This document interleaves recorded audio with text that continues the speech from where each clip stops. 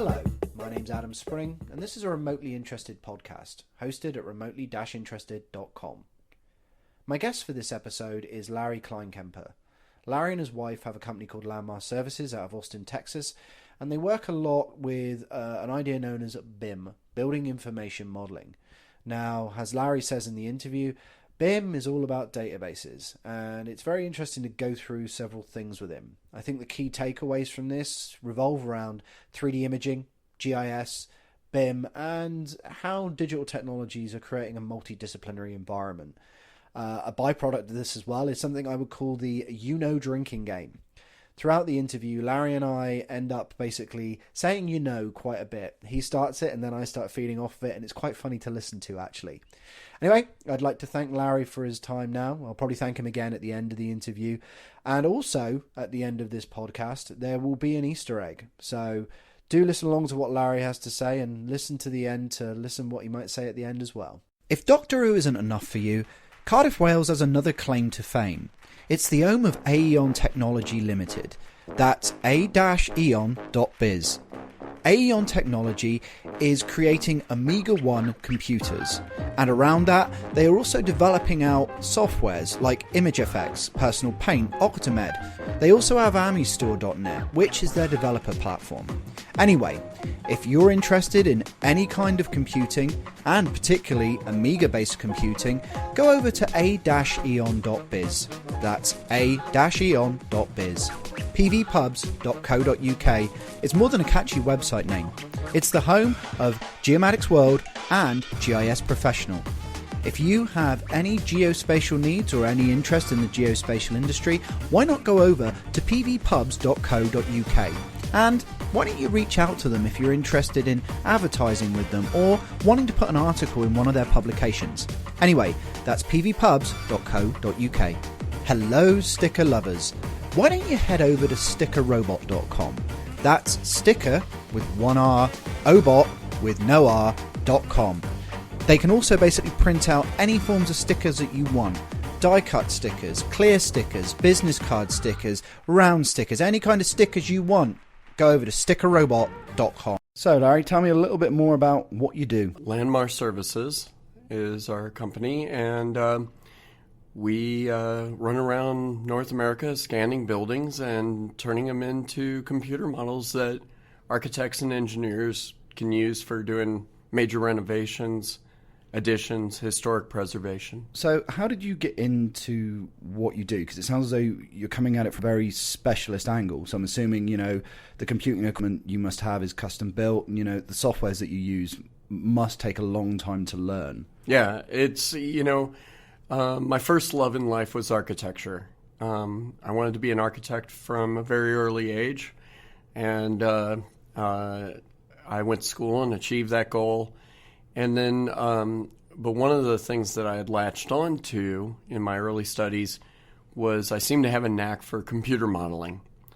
And so, from the 90s to the early 2000s, I was, the viz guy. I was the guy who did a lot of rendering and animation and real-time stuff, presentations to win giant buildings. And then at some point, scanning entered my life around 2007.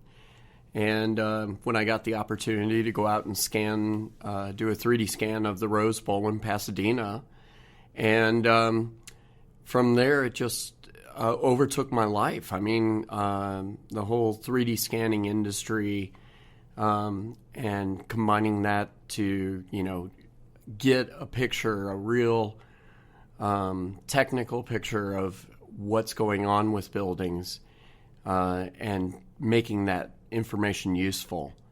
And so that's what I do.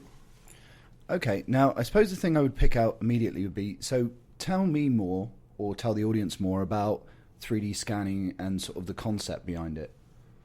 Yeah, so a little bit of the history of what's going on and how we've used it.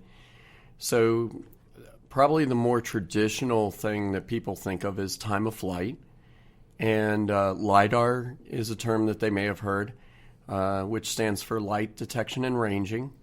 Time of flight, it's actually all the technologies are essentially, for scanning, it's shooting out a pulse of light and timing how long it takes to get from a scanner to a surface.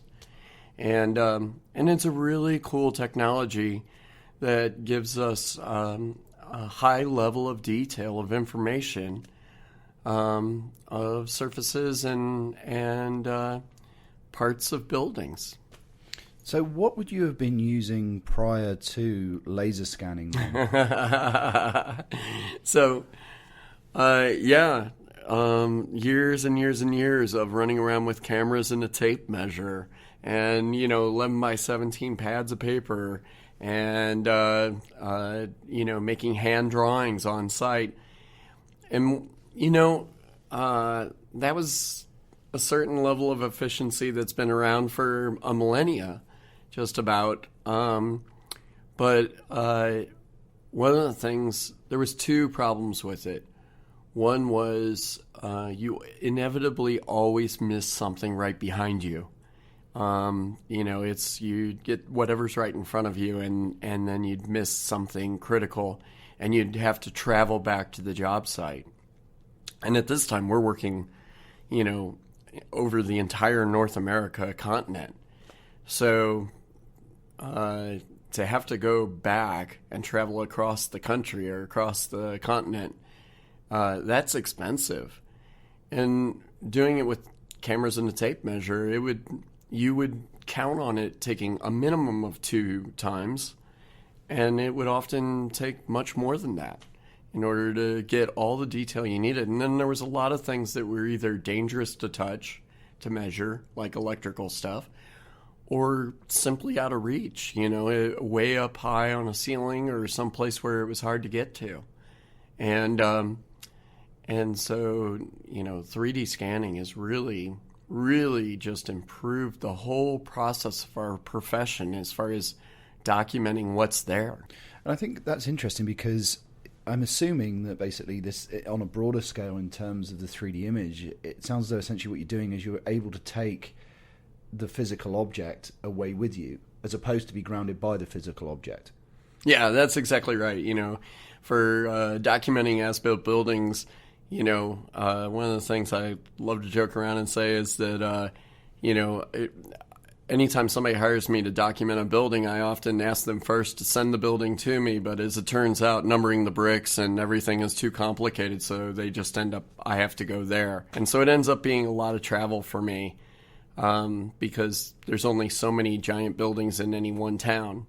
And the other thing that's interesting about it is how over recent time, at the beginning in 2007 through 2010, the technology was so expensive that it was only giant buildings or very sort of starchitecture. It was star buildings that had no real budget, and that they were so important that it didn't matter what the cost was necessarily. It was going to get done. From 2010 to 2012, the process started to take form and become somewhat efficient and economical.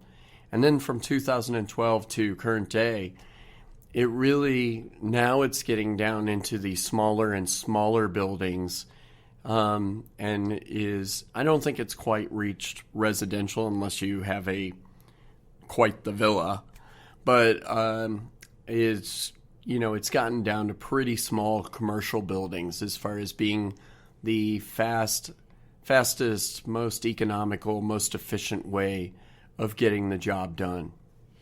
Okay. And in terms of, buildings and cityscapes, and I guess what you would call more broadly, infrastructure and asset management, how has the benefit to take what I guess you would call the as-built changed your perception of the pre-existing stuff that was there? Because I can imagine you're seeing every sort of flaw or quirk that's now there that, it isn't necessarily what was on the page when they were designing it. So, tell me a little bit more about that. Yeah, oh my goodness. We do have a country that is in constant state of decay. And so when you start hearing about, more and more railway derailments and bridges collapsing and things along those lines, this is where scanning technology, 3D scanning technology, is really starting to come in and get used full force in order to try to hedge off those sort of, catastrophic issues. So all the rail lines now want to run a 3D scanner often, not just one pass, but on a regular basis through to check to see for warpage and for things coming out of tolerance. And with our bridge work, we've trying to help out on things like the bridge that failed in Minneapolis. We had a similar bridge in Connecticut that we went up and we scanned and modeled to help them, because the bridge is 150 feet in the air. And they were going to have to raise up about 100 tons of steel to reinforce and create safety mechanisms in order to assure that that bridge was not going to exhibit or have the same catastrophic failure. And the tolerances for that steel to be hoisted up in place were very small. And so the safest way to measure, to get those measurements and to begin that work, was from the ground. And so we were able to do all the work that we had to from a safe position on the ground, get the measurements 150 feet in the air, and they were able to hoist the steel up without a problem. And that was pretty impressive. So what other sort of applications have you used sort of like 3D scanning and 3D imaging technologies for? So the normal applications are, somebody's got a facility or a building that's about to undergo a major renovation or addition or historic preservation. And documentation flat out disappears over time. It just, whatever the reason. Or what a lot of people want to call record drawings, they're not record drawings. They're not as, true as-builts. They're design intent drawings by the architects and the engineers, or the interns who actually drew them and didn't know necessarily what they, were trying to draw. And by design intent drawings, I'm fully implying that, the contractor, when he gets out there, for good reason or bad, he often has to make changes. And it might be the owner's decision, it might be the contractor's decision, it might be because, the architect or the design team drew it wrong, or didn't put enough information in. Whatever the reason, those drawings don't truly reflect what is existing in reality.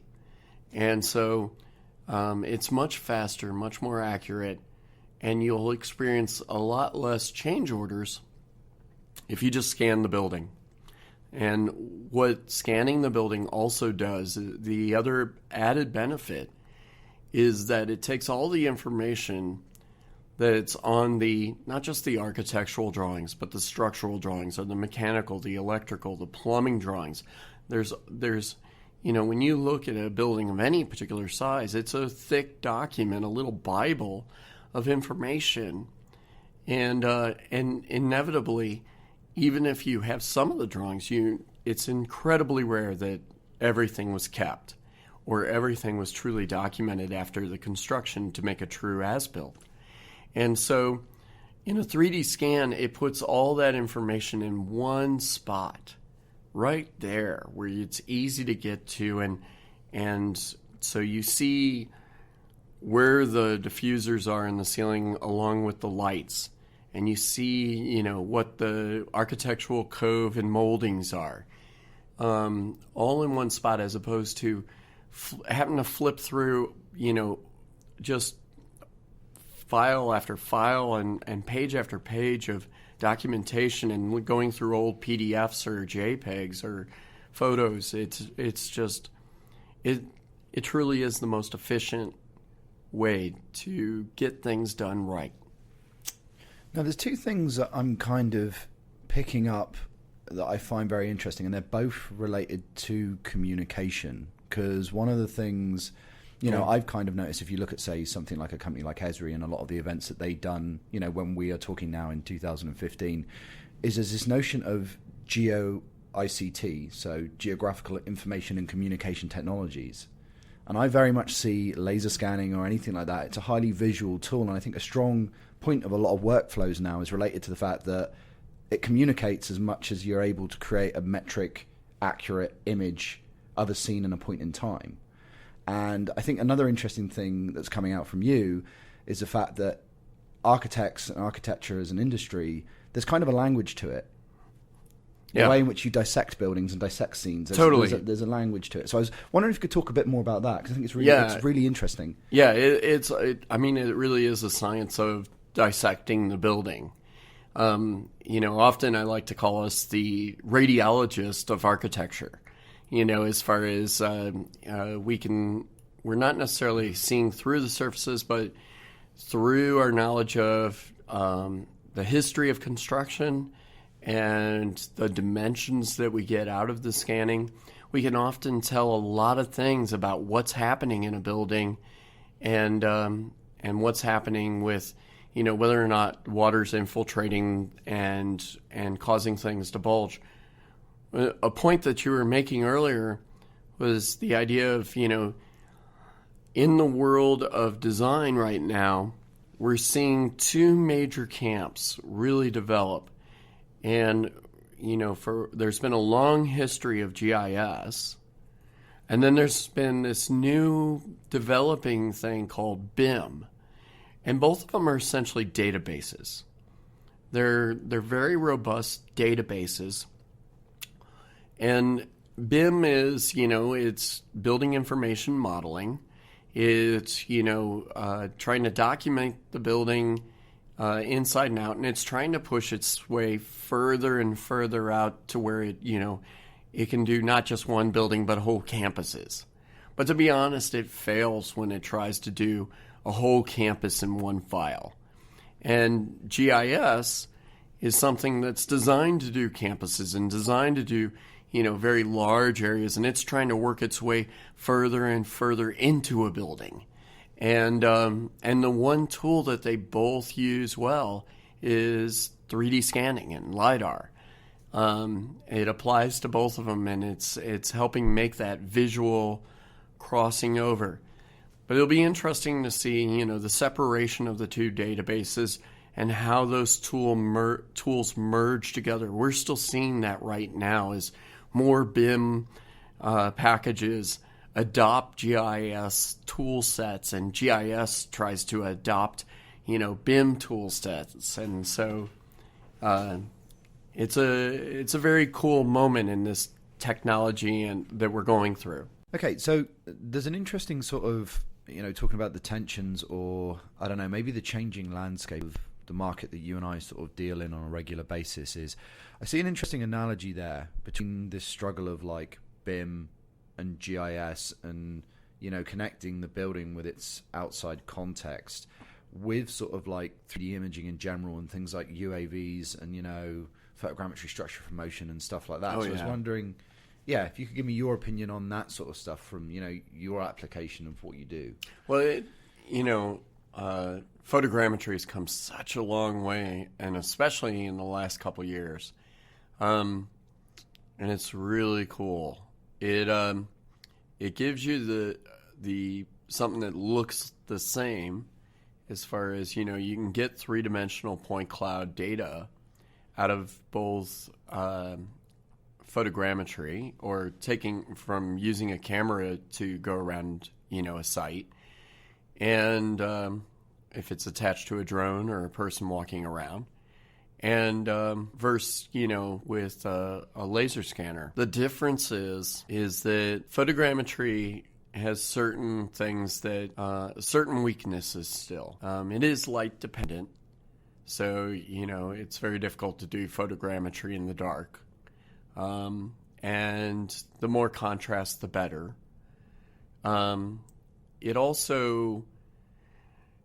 It can be easy to get the scale off. So the way I like to put it is you can depend on modern photogrammetry if you're trying to do, say, a whole exterior of a giant building.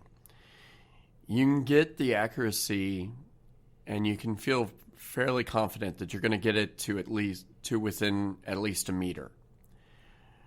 And with LiDAR, it's probably within millimeters. So if you're doing a presentation to a board and, you're just trying to talk about campus planning and it looks right, if it looks right, it is right, then photogrammetry is much less expensive. It's much faster in some ways. It's easier. It's the way to go. But if you're placing steel or, you're going to go through a process where, there's going to be an extremely, there's a lot of resources or a lot of money at stake, and it needs to be as precise as possible, then you should probably be using a laser. It's worth the extra money and it's worth the extra time to make sure and plan ahead in order to get that right. And that's, I think that's really the big difference. One of the conversations I've had with other people recently about things like photogrammetry, and it ties in with conversations that you and I have had in the past as well. I think particularly with 3D imaging tools at the moment in general, or, this idea of being able to document a scene to a level of detail where you now get this, this as-built relationship with the as-designed plans and seeing the difference between the two is all about checks and measures. The one thing I find interesting at this point in time is anyone can create a 3D image, but it's all about what do you want from it. And metric accuracy is a big thing about that. Yeah. So I guess my question is, what would you see as the checks and balances of what you do? And a good analogy that I've heard is my friend went into a knife making shop and he was asking the guy about how he keeps the blade to a point where it's going to remain sharp or it's going to be able to cut through things. And the guy's response was, because I'm constantly checking the process that I'm doing. Yeah. I was wondering if we could talk more about that. Yeah, well, first off, when you talk about accuracy, my favorite person in the world who's ever, discussed this, Joseph Chumley of Lockheed Martin once said, when it comes to accuracy, the first thing you have to understand is there is no such thing as accurate. Yeah, absolutely. Yeah. And you can always be more precise. And so it really is, to what level of accuracy do you actually need? And once you identify what your requirements are for accuracy, and a lot of people, they go way overboard. Their first reaction, their knee-jerk reaction is, it's got to be perfect. Well, there is no such thing as perfect. You can always be more perfect. And so therefore, you're not. And so, but once you seriously identify, how accurate can the craftsman be who's going to be out there on the site putting things together, then, and the constraints that you're held to, then you can pick the right tool. Then you can, you can say, okay, this is the tool that we need, and this is the budget we need for it. Then you can move forward. Okay, and I guess that it feeds into this notion of precision versus accuracy and the difference between the two. Yeah, exactly. It's, a lot of people wring their hands over, it must be as precise as possible. And the laser manufacturers, they all promise, it'll be within 2 mils. And, but honestly, it's not within 2 mils. If you do one scan on its own with no other process, yes, you might get, in the perfect condition, you're going to get 2 mils. If the scanner runs right, if everything's right, there's no noise, no artifacting, you'll get that 2 mils of accuracy, just as promised by the manufacturer. But that's not the end of the process.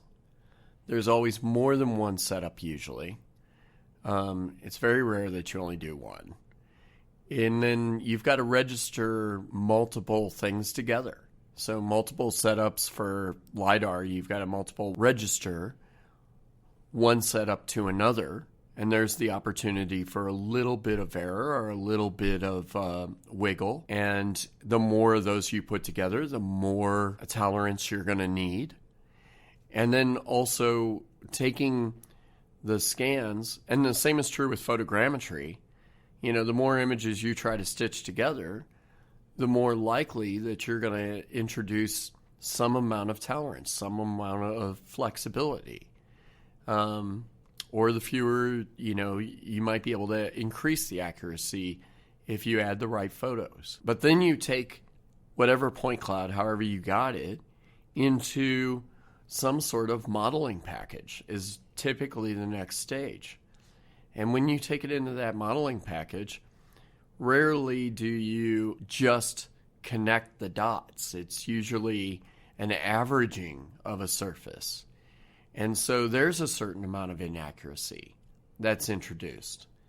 And then there's the question of many architects and engineers, their CAD packages don't want the walls to be leaning in order to give you a dimension. The dimension tools won't work if they're leaning. But in reality, very few walls in the world are actually plumb. That's, you know, after the wall is put up, it might have been installed just a little to the left or a little to the right, leaning, or over time things sag, things warp. And so in the programs, we often, the architects and engineers, just being straight across is going to be good enough. And so in every step, my point is, in every step of the process, you have the opportunity to add a certain amount of tolerance of inaccuracy. And so at the end of the day, when you get to the very end, even if you've got the most precise measuring device in the world, when you get down to the final product, chances are it wasn't that initial, precision. And so that's the conversation that's really hard to have. Okay, and I think another interesting direction to take that in is one of the things that I found interesting. We're talking about this in 2015. So, having worked with this technology for the last 10 years and having come into it from a non-traditional survey workflow, for me it was obviously heritage preservation. It's interesting to see how it's increasingly difficult to put people that had otherwise disconnected skill sets into boxes anymore. Yeah. Would you agree with that statement? Oh, yeah, totally. I mean, it's, I think, there's a certain amount of generalization in the work sets that has to happen as far as having the team understand the entire process is very helpful. But then the most efficient thing you can do at times is try to, put people in, okay, you do the structural, you do the mechanical, you do the electrical, and you do the doors or windows or the trees outside. Have somebody who can become very knowledgeable about that one part. And but at the same time, it's good to let people, they've got to grow the whole process. They got to, they've got to continue to understand in order to become the absolute master of any one particular part. You have to also master the understanding of the rest, and as far as best you can. And the better your understanding of the whole process, the more you can really hone that edge of the knife. You can really hone that edge of the experience to become finer and finer. So I guess in a way, if you were to look at things, say like a factory model, it's knowing where you are in the production cycle and where you fit within that production cycle. Yeah. Yeah, but if you only train a person to turn a bolt, if you only train a person how to draw one particular thing, their usefulness is very limited. And their ability to tell you anything other than lefty-loosey, righty-tighty Okay. That's, okay. That's very, it's not the best way to keep people engaged. And when people are engaged, they're very productive. Okay? But if people understand the process, they really understand what's trying to happen, and then really focus in on, if I make this bolt just tight enough, not totally tightened down where they can be tightened a little more later, then it'll make everything else that everybody else has to do easier to put their pieces on. And then I can tighten it down at the point at the end. Then boom, you've got something it becomes a better product. It becomes a better, the whole process becomes better, and they're engaged. They're thinking about the entire process, and they're enjoying their work. And when people enjoy their work, they inevitably become successful. So do you think we're reaching a stage where technologies are helping us sort of augment what the best parts of what we're able to do? Absolutely. And when you say the word augment, I immediately want to jump into augmented reality. I mean, because I think that's the cool, next wave of where we're growing into, where everything starts becoming augmented by technology.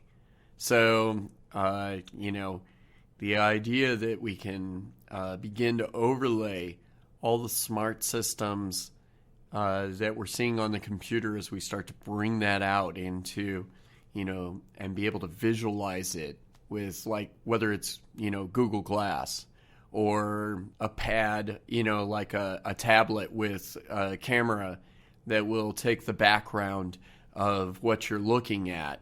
It'll use the camera view and then lay over, intelligent information or models over reality.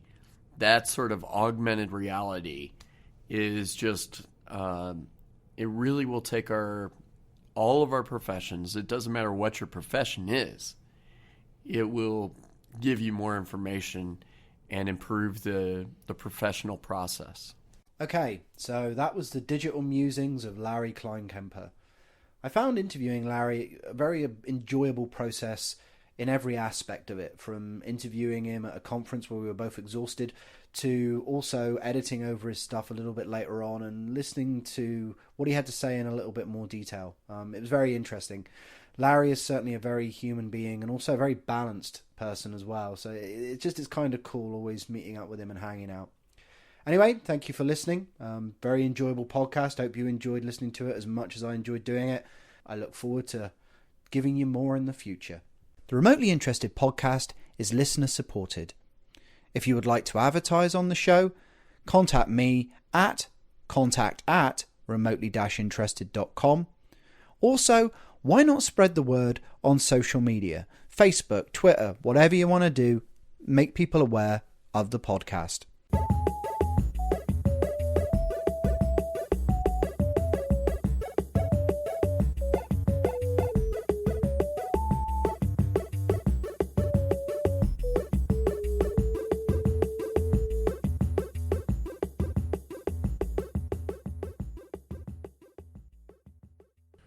Can we redo my intro where you call me Laser Larry?